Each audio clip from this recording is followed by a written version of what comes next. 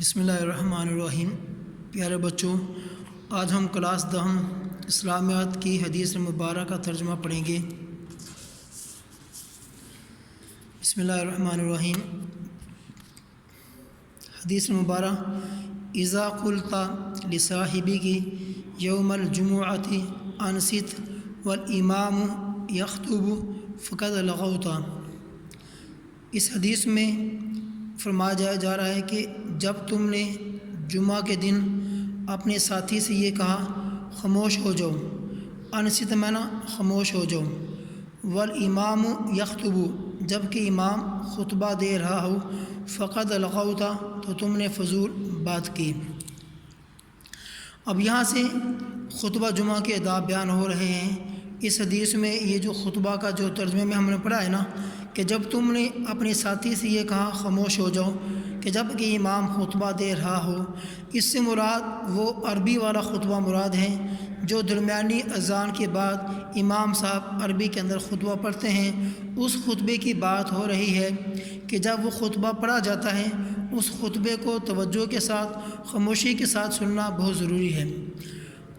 علم کا پہلا ادب یہ ہے کہ علم کی بات کو خاموشی اور توجہ سے سنا جائے، یعنی جہاں بھی علم کی بات ہو، اسکول میں ہو، مسجد میں ہو، مدرسے میں، جہاں بھی ہو، آپ نے علم کی بات کو خاموشی اور توجہ سے سننا ہے۔ واضح نصیحت سے فائدہ اٹھانے کے لیے یہ بھی ضروری ہے کہ سب سے پہلے اسے توجہ سے سنا جائے۔ اگر ان کی بات دھیان سے سنی ہی نہ جائے گی اسے سمجھنا بھی ناممکن ہوگا۔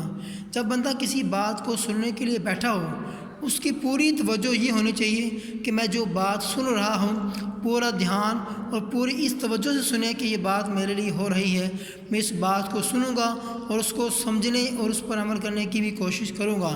لیکن جب دھیان ہی نہ ہو، توجہ بھی نہ ہو تو پھر بات سننے کا فائدہ بھی کوئی نہیں ہوتا۔ آگے فرمایا کہ جب اس کو سمجھا ہی نہیں جائے گا، اس کو سنا ہی نہیں جائے گا، اس پر عمل بھی نہیں ہو سکتا۔ چنانچہ تاکید فرمائی گئی ہے کہ جمعہ کا خطبہ جو کہ اسلامی تعلیمات کے بارے میں رہنمائی کا ذریعہ ہے، اسے خاموشی اور توجہ سے سنا جائے۔ اس حدیث میں ایک اور اشارہ ہے کہ جمعے کے خطبے کے دوران یہ بھی روا نہیں ہے، یعنی یہ بات بھی جائز نہیں ہے، یہ مناسب بھی نہیں ہے۔ اس دوران اگر کوئی آدمی بول رہا ہو اسے منع کیا جائے۔ مثلا آپ مسجد میں بیٹھے ہوں اور آپ خاموشی کے ساتھ خطبہ سن رہے ہوں اور آپ کے ساتھ والا بچہ یا آدمی کوئی بات کر رہا ہو یا کوئی بھی حرکت کر رہا ہو، آپ کے لیے یہ بھی جائز اور مناسب نہیں کہ آپ اسے خاموش کہو۔